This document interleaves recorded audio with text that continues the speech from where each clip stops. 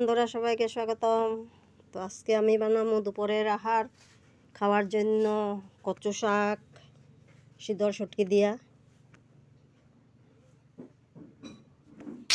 আগে আমি কচুটা সিদ্ধ করে জল ফেলাই দিছি।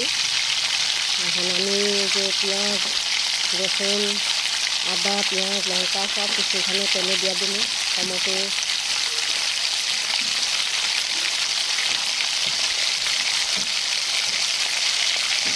সিদ্ধর শুটকি দিয়া কচু ঠাড়ি ডাল কচু কাঁচা লঙ্কা আদা বাটা টমেটো তারপরে এখানে সব মশলা আছে, জিরা ধনিয়া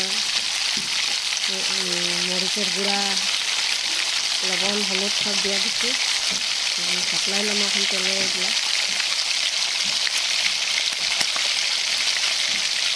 এখন আমি এখানে কচুর শাড়িগুলা সিদ্ধ করে রাখছিলাম যে আমি কচুগুলা দিয়ে দিলাম, ডাল কচু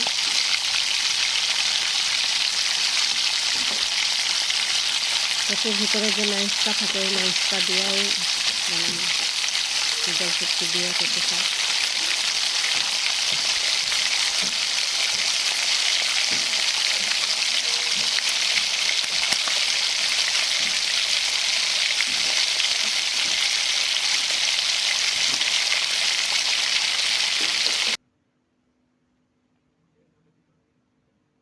তো এই যে শীতলগুলো আমি গরম জলে ভিজাই রাখছি, তো কাটাগুলা ফালাই দিব, তার জলটা দিয়ে দিব।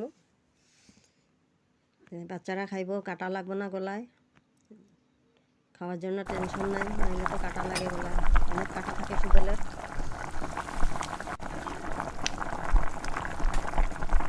শীতলের শুটকির জলগুলা দিয়ে দিছি, কাটাগুলা ফেলাই দিছি।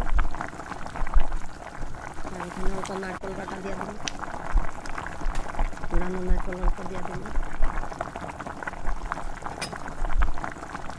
বেশি দিব না, সামান্য অল্প করে দিব।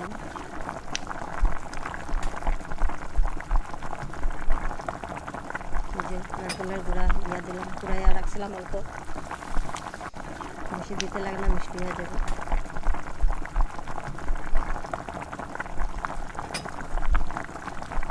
থালাটা ধুয়ে আমি মশলাগুলো জল দিয়ে দিতেছি অল্প।